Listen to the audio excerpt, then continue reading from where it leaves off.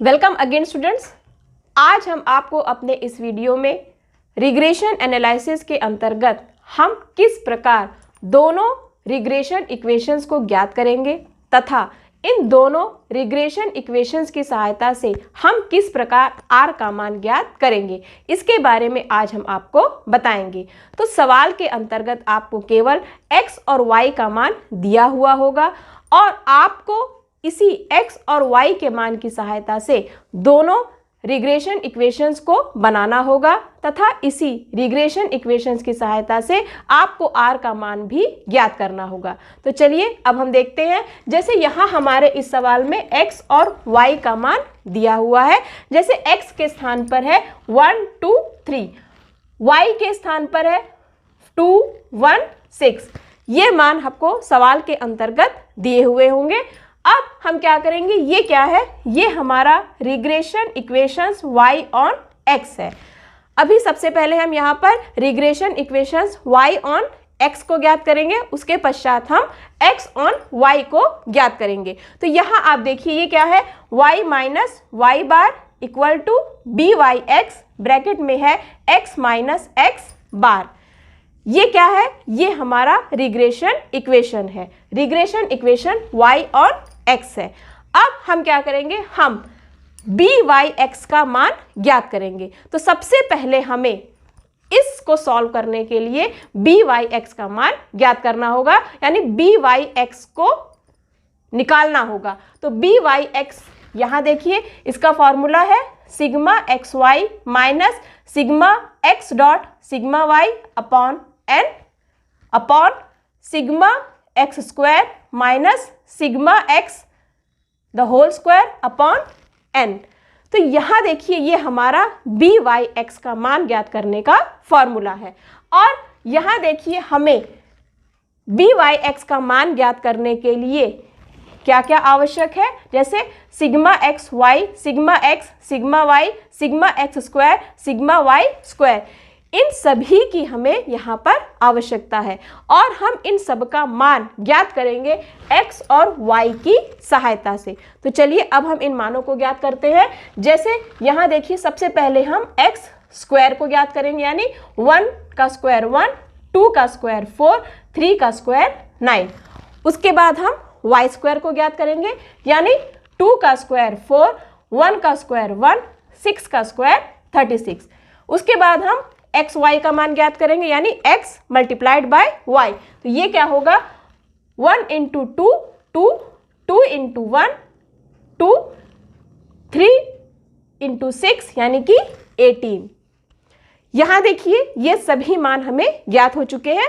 अब हम इन सभी मानों का समेशन ज्ञात करेंगे, यानी इन सब को हम जोड़ देंगे। तो जोड़ने के पश्चात हमें यहाँ मिला हुआ है sigma x 6, sigma Y 9, sigma x square 14, sigma Y square 41 और सिग्मा एक्स वाई का मान हमें मिला हुआ है 22। तो यहाँ देखिए sigma x Y 22, sigma x 6, sigma Y 9, sigma x square 14 और सिग्मा वाई स्क्वायर 41।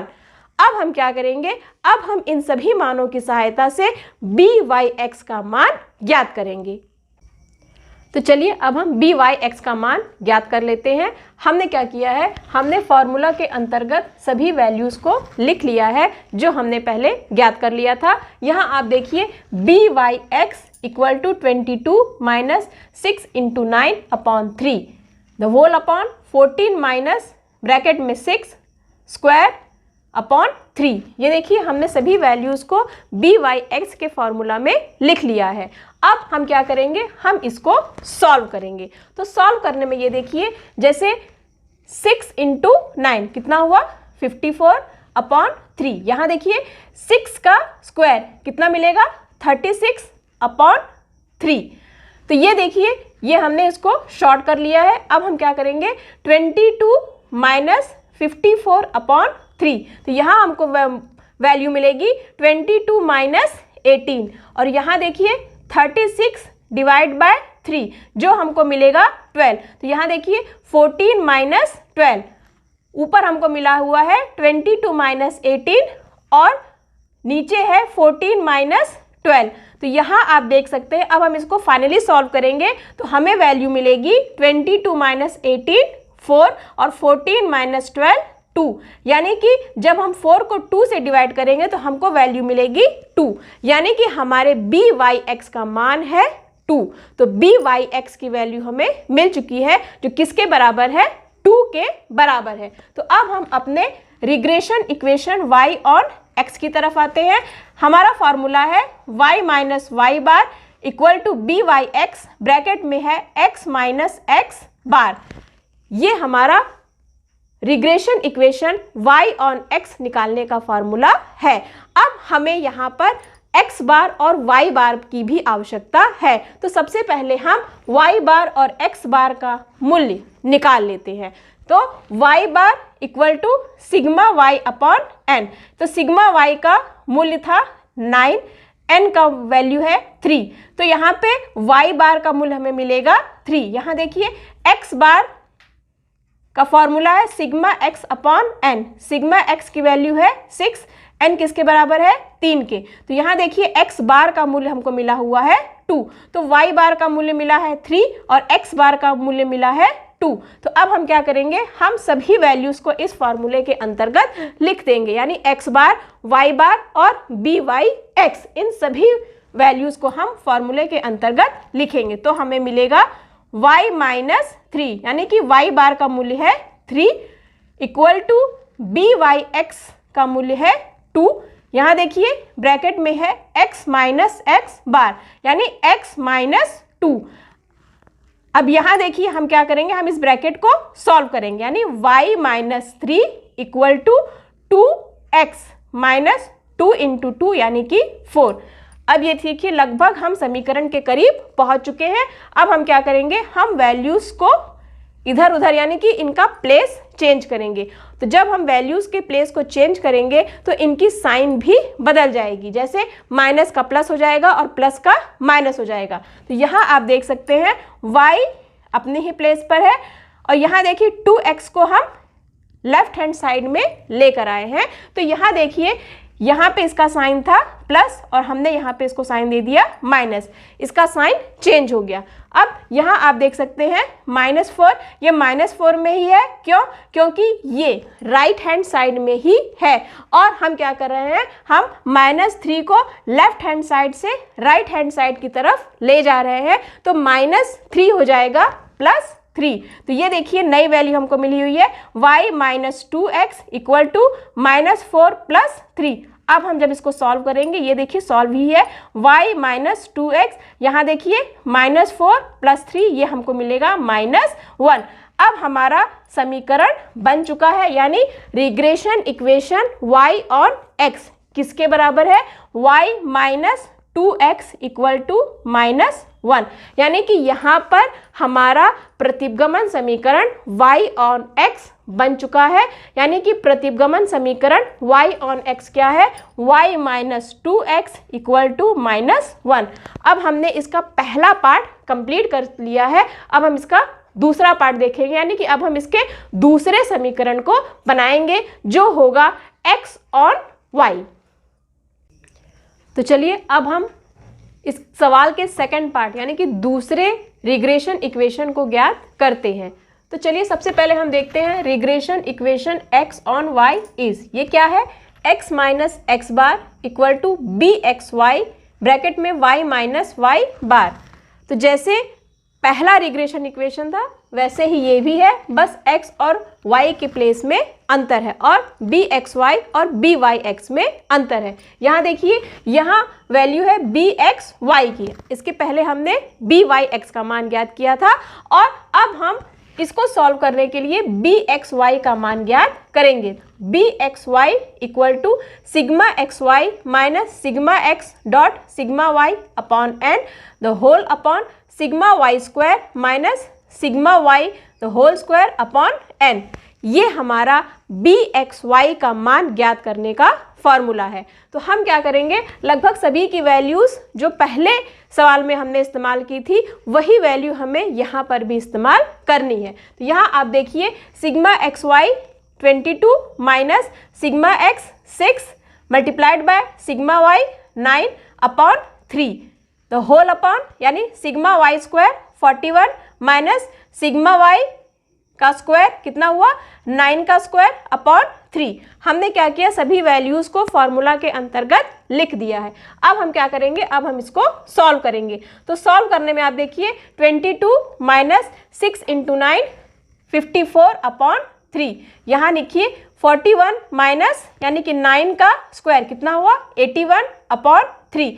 अब हम इसको यहाँ सॉल्व करेंगे तो 54 डिवाइड बाय 3 कितना मिलेगा 18 यानी कि 22 माइनस 18। यहाँ देखिए 81 डिवाइड बाय 3 कितना मिलेगा 27। तो यहाँ देखिए 22 माइनस 18 अपॉन 41 माइनस 27। तो 22 माइनस 18 कितना मिला 4 और 41 माइनस 27 कितना मिला है 14। तो अब जब हम इसको सॉल्व करेंगे तो हमें मिलेगा 2 अपॉन 7। तो यहाँ देखिए हमको बी एक्स वाई का मान मिल चुका है जो हमारा है 2 अपॉन 7। तो अब हम फिर से अपने इस इक्वेशन में आते हैं यानी कि x minus x bar equal to B x y y minus Y bar. तो x बार और y बार का मान जो हमने पहले निकाला था सेम वही मान हमें यहाँ पर भी इस्तेमाल करना है। तो यहाँ आप देखिए x बार का मान कितना है 2 और y बार का मान कितना है 3 और बी एक्स वाई की जगह पे हमने कितना लिखा हुआ है 2 अपॉन 7। तो ये देखिए हमारा इक्वेशन कैसा हुआ x minus 2 equal to 2 upon 7 y minus 3। यहाँ तक देखिए हमने सभी वैल्यूज़ को इस इक्वेशन के अंतर्गत लिख दिया है।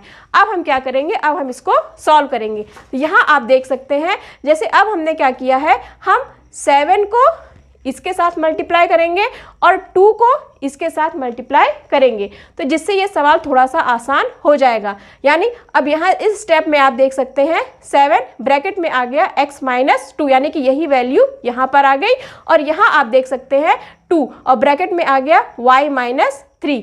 अब जब हम इसको सॉल्व करेंगे तो हमको मिलेगी वैल्यू 7x माइनस 7 इंटू 2 यानी कि 14 और 2 इंटू वाई यानी कि 2y माइनस 2 इंटू 3 कितना मिला 6।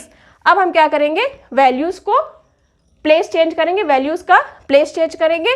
तो वैल्यूज़ के प्लेस चेंज करने के पश्चात हम क्या करेंगे, हम इसको एक इक्वेशन के फॉर्म में बदल देंगे। तो यहाँ आप देखिए 7x 2y क्या है, 2y का हमने प्लेस चेंज किया है, ये राइट हैंड साइड से लेफ्ट हैंड साइड की तरफ आया हुआ है तो इसका साइन बदल जाएगा यानी कि प्लस का माइनस। तो यहाँ देखिए 7x माइनस 2y। अब यहाँ देखिए -6 अपने ही प्लेस पर है तो इसकी साइन में कोई परिवर्तन नहीं हुआ है, लेकिन यहाँ आप देखिए -14 जो लेफ्ट हैंड साइड से राइट हैंड साइड की तरफ जा रहा है तो इसकी साइन बदल जाएगी यानी कि ये माइनस से अब क्या हो जाएगा, प्लस में हो जाएगा। तो अब आप देखिए 7x माइनस 2y यानी कि 14 में से जब 6 को हम माइनस करेंगे तो हमें वैल्यू मिलेगी 8। अब हमको हमारा दूसरा रिग्रेशन इक्वेशन मिल चुका है यानी रिग्रेशन इक्वेशन x और y।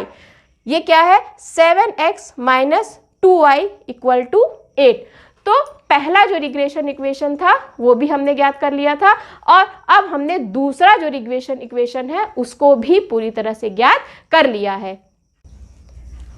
अब हमने दोनों रिग्रेशन इक्वेशंस को ज्ञात कर लिया है, जैसे regression equation y on x और regression equation x on y। इन दोनों इक्वेशंस को हमने ज्ञात कर लिया है। अब हम इन इक्वेशंस की सहायता से r का मान ज्ञात करेंगे।